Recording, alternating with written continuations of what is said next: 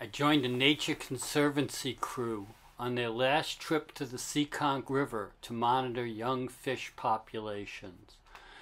We did the same thing every time. We went to 4 sites along the upper Seekonk River, and what we did was we'd stretch out a 130-foot seine net, circle the fish around the beach, haul it in, put all the fish in a bucket, and then count fish and identify fish and measure fish, and then toss them back in the water.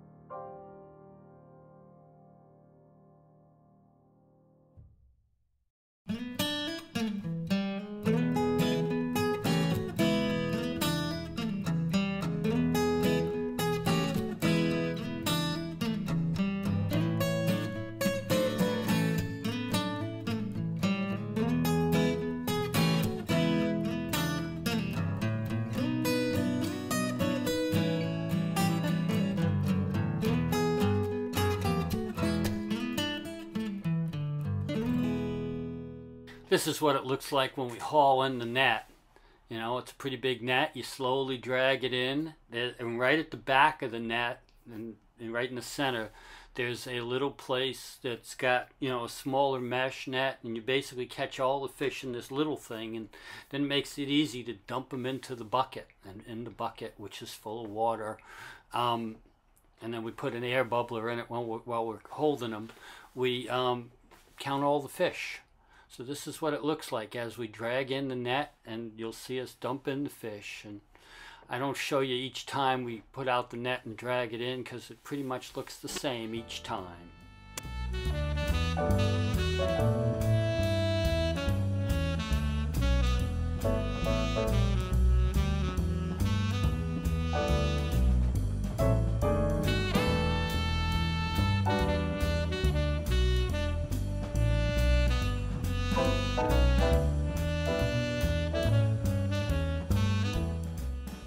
This is what it looks like when we put all the fish into the bucket. And each time we did this, all 4 times, we caught hundreds of little fish. A lot of menhaden. I mean, an incredible number of menhaden. But then we also caught silver sides and other kinds of fish. I'll show you as many of them as I can.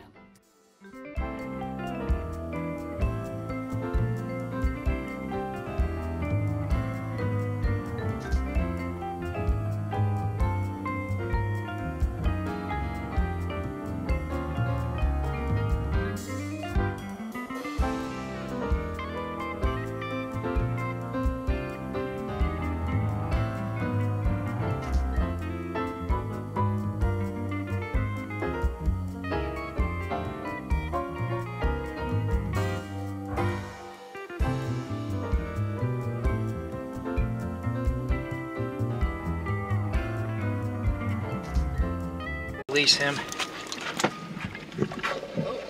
This is the only big fish we caught of the day. A striped bass. It's about 20 inches 20 long. inches. So we do it 5 centimeters. So. Oh, sorry. And It's a little over. So you can use this as centimeter, yeah. We made a point of acting pretty quickly and expeditiously and released alive all of the fish that we caught. 520. Oh, I guess for millimeters. Okay. Any other stats? Nope, that's it.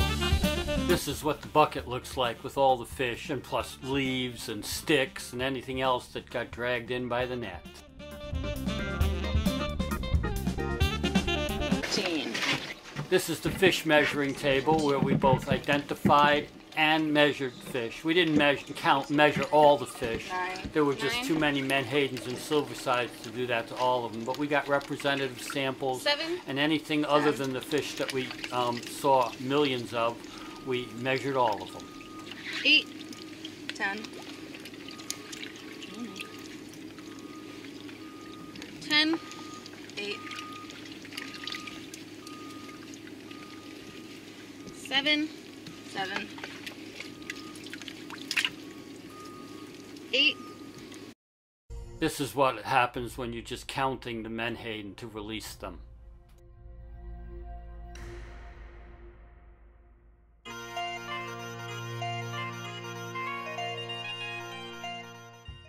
We caught one mummitrog. I think we caught several, but here's the best sample.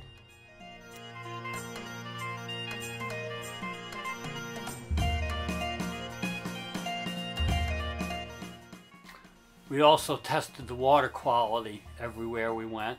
In this case, the oxygen was 5.6, which is actually pretty high.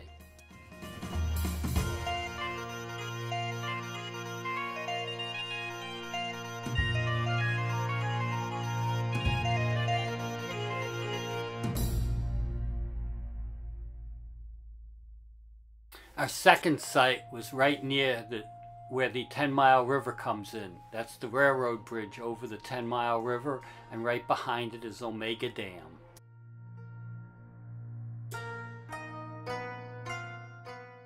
While you're out on the river catching fish, you see some fish-eating birds. We got one good look at an osprey, and then we got several good looks at great blue herons.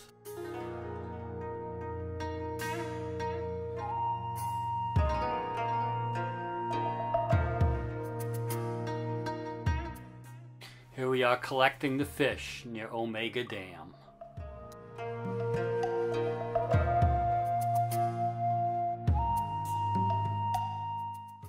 Time to measure and count. Most of what you're seeing there are menhaden, and the skinny ones are silversides.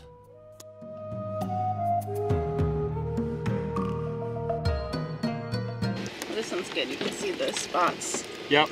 11. It's one of the bigger silversides we saw.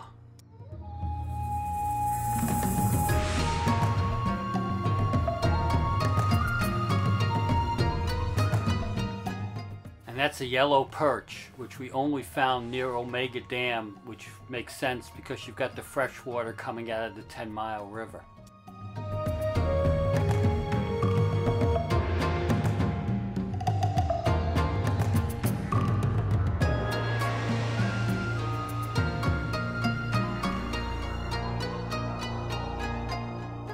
I believe this is called a sheep's head fish.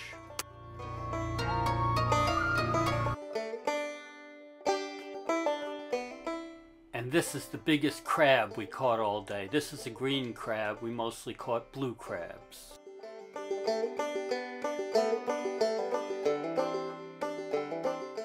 Of course, we also saw lots and lots of gulls.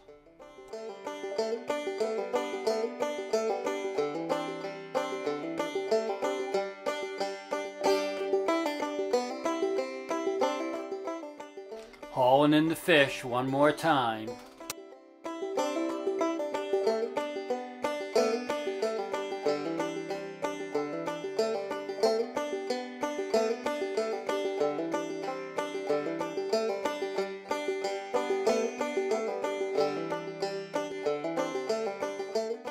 Measuring and counting all those little flopping fish again.